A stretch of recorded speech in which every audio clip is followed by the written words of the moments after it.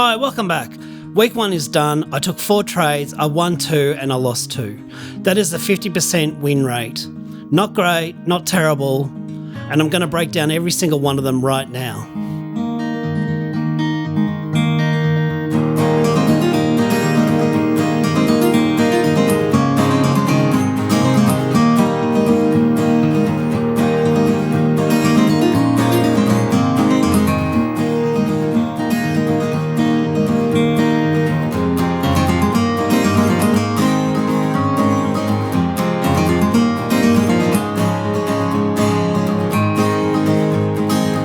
I said when I started this channel that I was going to be honest about everything.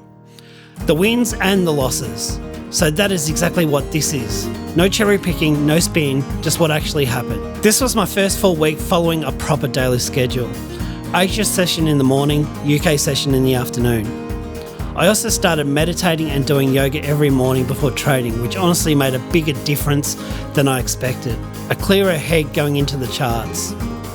We also checked out the 20th anniversary of Frankston Skate Bowl last Sunday, and it was an amazing event.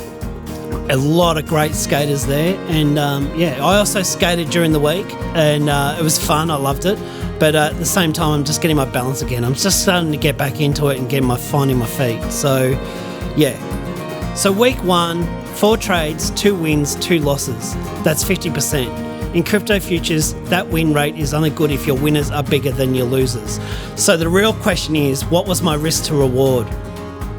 Now, I had one big trade that made up for all my losses, and this is how you can win in crypto futures. You can win just by one trade and having a number of losses. So looking on the daily chart, this is how I mark up my chart. So we've got an M formation at the top on the daily, and we've got a drop level 1, and a drop level 2. There's 2 different ways you can count this. You can also count this as 1, 2, 3.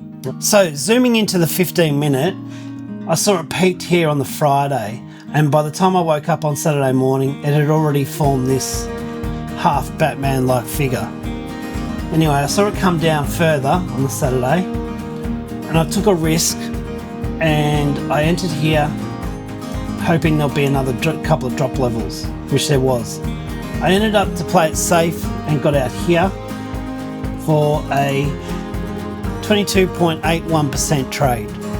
Now I saw it retest up here and come down for another drop level and form a W formation. Now we trade these a lot, and I took a trade here, and my first intention was to ride it up to this liquidity area up here. What happened was, I thought it might come back and retest, so I wanted to lock in some profits. So I ended up locking in a 38.03% trade. As I got out of this trade, I immediately went into a short because I thought it was going to come and test the 200. So I was wrong, but as it went down, I moved my stop to entry. So I ended up with a loss of 2.38%. On the Thursday,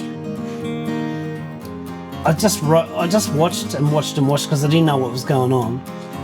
But I saw another W formation here, as you can see. And my intention was to ride it back up into this liquidity magnet again. However, I was wrong, and I got stopped out for a loss of 12.32%. So essentially, I got 2 out of 4, 50% success rate. So in essence, my rewards were bigger than my losses.